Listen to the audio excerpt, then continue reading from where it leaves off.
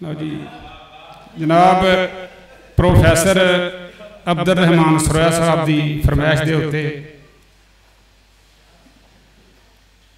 लख लानत इस कानून उत्ते जिदा प्यो कोई नहीं, जिदी मां कोई नहीं, जिदे विच इंसाफ नहीं कदी होया, जिदे विच गरीब दी थां कोई नहीं। वाह वाह क्या बात है, बहुत अच्छे। कैदों नालों भी वध माजूर जेड़ा,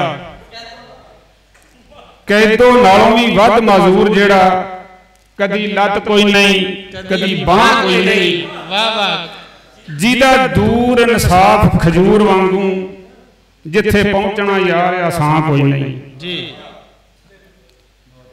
भुख लगे ते फाले दूर जिसदा, धुप लगे ते जिसदी छां कोई नहीं। जोरावर तो बहुत कमजोर दिसदा, इहदे मूंह दे विच ज़बान कोई नहीं। सिर चढ़ के बोलदा माड़ियां दे, झूठ सच दी फेर पछाण कोई नहीं। बहुत अच्छे बहुत अच्छे।